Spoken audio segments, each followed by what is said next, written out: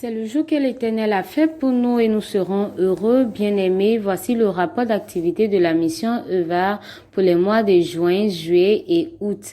Mais nous parlerons que des mois de juin et de juillet, car le mois d'août a été consacré aux vacances annuelles.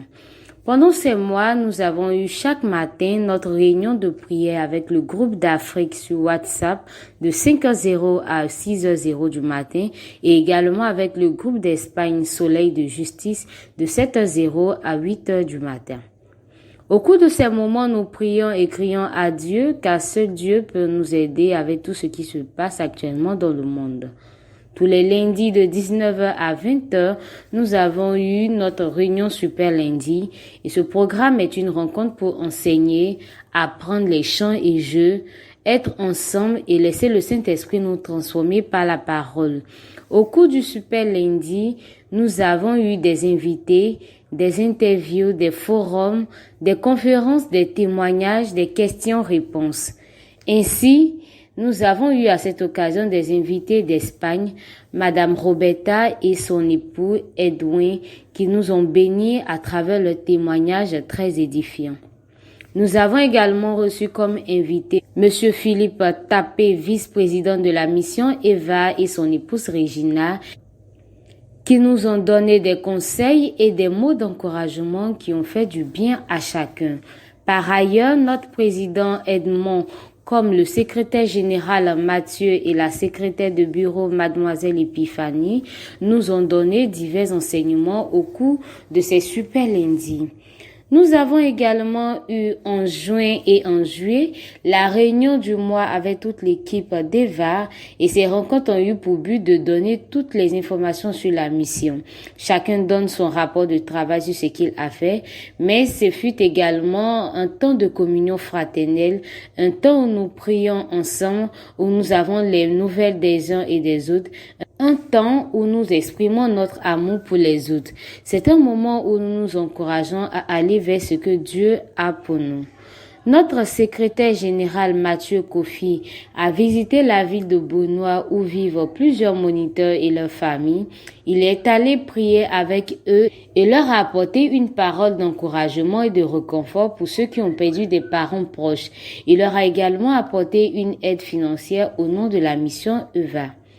À Boaké, 350 km au nord d'Abidjan, un de nos moniteurs a pris l'initiative de rassembler 12 personnes de son église et leur a donné la formation de base pour les professeurs d'éducation chrétienne.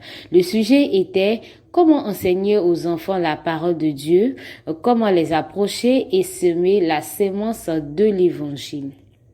Le programme 1 kilo d'amour continue où nous collectons l'aide alimentaire, matérielle et financière pour soutenir les personnes qui n'ont pas de travail et celles qui sont sans ressources financières au sein de l'équipe EVA. Nous continuons également avec 7 minutes de prière de 12h00 à 12h07. Chaque jour, nous prions et nous demandons à Dieu de répondre à sa miséricorde sur les nations et que le Seigneur enlève ce virus de la terre. Nous prions aussi pour tous les malades qui sont dans les hôpitaux et plus encore pour ceux qui ne connaissent pas le Christ, que la lumière de l'Éternel brille sur tous ceux qui ne le connaissent pas afin qu'ils puissent être sauvés. À l'heure actuelle, la Côte d'Ivoire compte 18 000 cas d'infection au coronavirus, 17 162 ont été guéris et 119 sont décédés. La situation sécuritaire du pays est alarmante à cause des élections présidentielles qui ont lieu au mois d'octobre. Il y a de nombreux troubles à cause des manifestations de l'opposition qui sont empêchées et reprimées par le parti au pouvoir. Prions que la main de l'Éternel soit sur le pays. Voici nos sujets de prière. Prions pour la bonne reprise des activités de la mission EVA. Prions pour l'année scolaire 2020-2021. Que Dieu apporte les ressources financières aux parents pour qu'ils puissent couvrir tous les frais de scolarité de leurs enfants. Prions pour la sécurité des enfants car en cette période électorale, les enfants sont souvent volés et sacrifiés pour des rituels. Prions pour la paix et l'unité en Côte d'Ivoire. Nous ne voulons plus d'effusion de sang. Prions enfin pour que l'évangile se répande dans tout le pays.